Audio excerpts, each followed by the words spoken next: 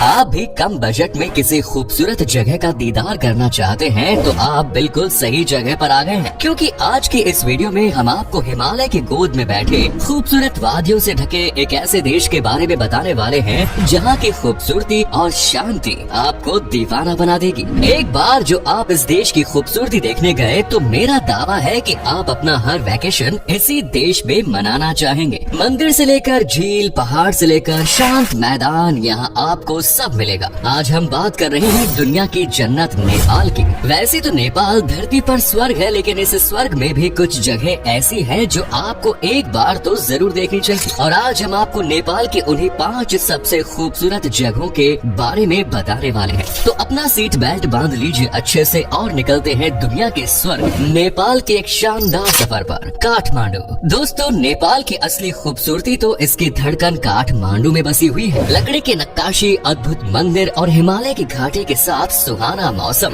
ये सब आपको काठमांडू में ही एक साथ देखने को मिलेगा। नेपाल की राजधानी काठमांडू को नेपाल का दिल कहा जाता है, क्योंकि यही बसी है शहर की जान। यहाँ आपको खूबसूरती, शांति, अपनापन सब एक साथ मिलेगा। नेपाल में आने वाले टूरिस्ट की पहली पसंद है काठमांडू। दोस्तों, नेपाल जाने पर काठमांडू घूमना आपकी लिस्ट में जरूर शामिल होना चाहिए, क्योंकि यहाँ आपका घूमने पर मन खुश तो होगा ही, साथ ही आपको यहाँ सुख शांति का भी भरपूर डोज मिलेगा। इस जगह को घूमना मतलब जिंदगी की भागदौड़ से अलग ही दुनिया को महसूस करना। भारत के पड़ोसी देश की इस राजधानी की ट्रिप आपको भी एक बार जरूर करनी चाहिए। और अगर आपने एक बार यहाँ की सैर कर ली तो फिर देखिएगा आप बार बार यहाँ आने का प्लान बनाएंगे। काठमांडू में घूमने के लिए कई खूबसूरत और ऐतिहासिक जगह हैं, जैसे कि बौद्धनाथ स्तूपा। काठमांडू शहर से करीब 11 किलोमीटर दूर स्थित इस स्तूप को देखने के लिए बहुत दूर दूर से लोग आते हैं। इसकी बनावट लोगों को इतना अट्रैक्ट करती है कि वो यहाँ खींचे चले आते हैं। दरअसल ये एक बहुत बड़ा गोलाकार स्तूप है। यहाँ अलग अलग धर्म के अनगिनत लोग एक खास रस्म निभाने आते हैं, जिसे कोरा कहा जाता है। ऐसा माना जाता है कि जो कोई भी इस स्तूप के चक्कर लगाता है वो भी बिना किसी गलत भावना के उसके सभी पाप धुल जाते हैं। माना तो ये भी जाता है कि इस तरह उनके लिए नरक के दरवाजे हमेशा के लिए बंद हो जाते हैं। खास बात यह है कि 1979 में इस स्तूप को यूनेस्को ने वर्ल्ड हेरिटेज साइट में भी शामिल किया है। इसके बाद जो काठमांडू में सबसे ज्यादा फेमस है वो है दरबार स्क्वायर। काठमांडू की दरबार स्क्वायर एक ऐतिहासिक इमारत है जिसकी अपनी अलग ही पहचान है। कहा जाता है कि यहाँ सबसे पहले मल्ल राजा रहा करते थे। यहाँ आपको काष्ठ यानी लकड़ी से बने मंडप देखने को मिलेंगे। ये मंडप देखने में बेहद अद्भुत और खूबसूरत होते हैं। आपको बता दें कि इस मंडप के नाम पर ही शहर का नाम काठमांडू पड़ा। दरअसल यहाँ इतने ज्यादा लकड़ी के मंडप और मंदिर हैं कि इस वजह से इस जगह को काठमांडू कहा गया है। इसके बाद काठमांडू की खूबसूरती में 4 चांद लगाता है थामेल। थामेल शहर का मुख्य नाइट लाइफ जोन है और यहाँ की चहल पहल वाले रेस्टोरेंट्स में नेपाली और इंटरनेशनल डिशेस परोसी जाती है। दरअसल दोस्तों, थामेल काठमांडू का बहुत ही खूबसूरत बाजार है, जिसे लोगों द्वारा काफी ज्यादा पसंद किया जाता है। यहाँ आपको खाने पीने से लेकर मौज मस्ती के सभी ठिकाने मिलेंगे। शहर की खास बात ये है कि काठमांडू का ये मस्ती भरी जगह पूरी तरह से वाईफाई जोन है।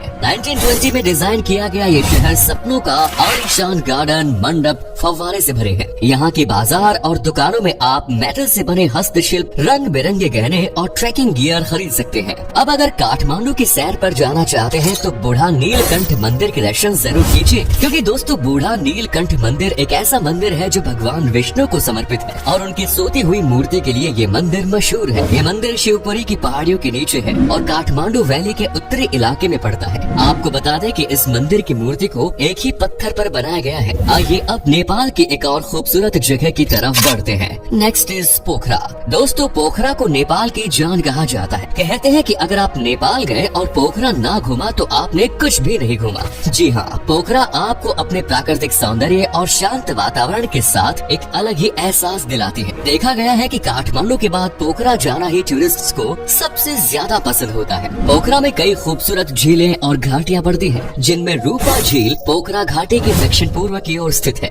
कहते हैं कि ये झील पोखरा घाटी की तीसरी सबसे बड़ी झील है। ये एक बहुत ही खूबसूरत झील है। इस झील के पानी में जब सूरज की किरणें पड़ती हैं, तो नजारा बिल्कुल जन्नत जैसा दिखाई पड़ता है। खुशी और जोश से भरी वो एक किरण आपको हमेशा खुश रहने का संकेत देती है। रूपा झील नेपाल की एकमात्र मीठे पानी की झील है। अगर आप इसकी सुंदरता को करीब से जीना चाहते हैं तो नाव की सवारी करना ना भूलें। ये सवारी आपको पूरी जिंदगी याद रहेगी। आइए इसके बाद देखते हैं यहाँ की एक और खूबसूरत झील, बेगनास झील। एक बात तो है कि नेपाल आपको बिल्कुल भी निराश नहीं करेगा। यहाँ घूमने के लिए आपको एक से बढ़कर एक बढ़िया जगह मिलेंगे, जिन्हें देखने के बाद आपकी खुशी का ठिकाना नहीं रहेगा। आपकी इसी खुशी को और बढ़ाएगी बेगनास झील, जो खूबसूरती और प्रकृति को महसूस करने का एकमात्र साधन है। कहते हैं कि ये झील पोखरा घाटी में 8 झीलों में से दूसरी सबसे बड़ी झील है और इस झील पर वक्त गुजारने सबसे ज्यादा लोग जाना पसंद करते हैं। इस झील में बोटिंग, मछली पकड़ना जैसी चीजों का आप आसानी से लुत्फ उठा सकते हैं। अगर आप पोखरा की यात्रा के लिए जाने वाले हैं तो गुप्तेश्वर महादेव गुफा जाना बिल्कुल ना भूलें। ये जगह एक अलग तरह का अनुभव देती है। ये एक फेमस धार्मिक और पर्यटन स्थल है। असल में ये एक गुफा वाला मंदिर है जो भगवान शिव को समर्पित है। लेकिन यहाँ जाने पर एक बात का जरूर ध्यान रखेगा कि गलती से भी यहाँ फोटो मत खींचेगा, क्योंकि यहाँ हर किसी को भी फोटो खींचने की परमिशन नहीं है।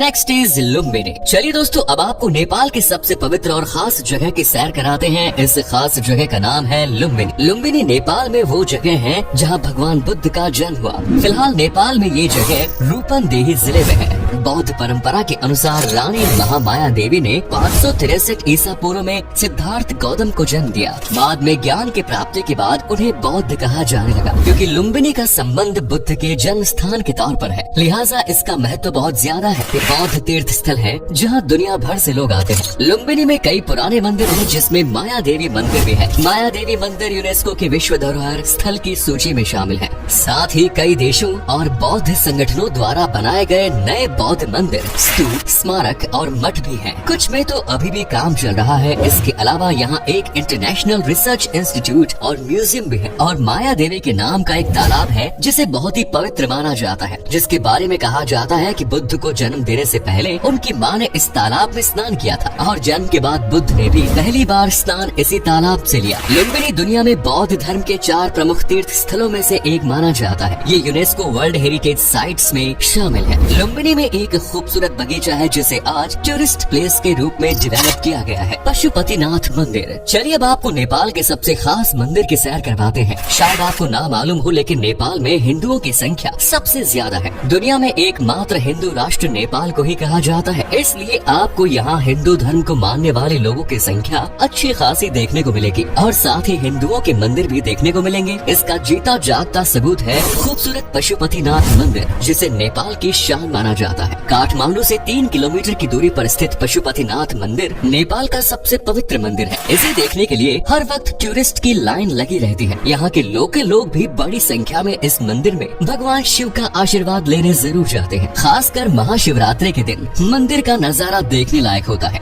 दोस्तों, आपको बता दें कि पशुपतिनाथ मंदिर के चारों दिशाओं में अष्ट भैरव है और उत्तर में दक्षिण काली की मूर्ति। मंदिर के पूर्व में श्री कृष्ण परिवार की मूर्ति है, जबकि मंदिर के दक्षिण में श्री राम परिवार की मूर्ति। मंदिर के पश्चिम तरफ पांडव परिवार की मूर्ति है और मंदिर के उत्तर तरफ ब्रह्मा और विष्णु भगवान की मूर्तियाँ। चलिए अब आपको थोड़ा सा इस मंदिर के इतिहास से रूबरू कराते हैं। ऐसा कहा जाता है कि भगवान शिव ने यहाँ पहुंचकर एक चिंकारे का रूप धारण किया और गहरी नींद में सो गए। जब भगवान शिव वाराणसी में नहीं मिले, तब देवताओं ने उन्हें बागमती के किनारे इस स्थान पर पाया। देवता उन्हें वापस वाराणसी ले जाने की कोशिश करने लगे। इसी दौरान चिंकारे के रूप में भगवान शिव ने बागमती नदी के दूसरे किनारे की तरफ छलांग लगा दी। छलांग लगाने के दौरान ही उनका सींग 4 टुकड़ों में टूट गया। कहते हैं कि तभी से भगवान पशुपति चतुर्मुख यानी 4 मुंह वाले लिंग के रूप में प्रकट हुए। एक कहानी ऐसी भी है कि करीब 4000 साल पुरानी महाभारत की कथा के अनुसार जब पांडव स्वर्ग प्रयाग के लिए हिमालय की ओर जा रहे थे, उस समय उत्तराखंड के केदारनाथ में भगवान शिव ने भैंसे के रूप में पांडवों को दर्शन दिया। दर्शन देने के बाद भैंसे के रूप में शिव वहीं जमीन में समाने लगे। ये देख भीम ने उसकी पूंछ पकड़ ली और आज ये जगह केदारनाथ के नाम से फेमस है, जबकि नेपाल में धरती से बाहर जहाँ उनका सिर प्रकट हुआ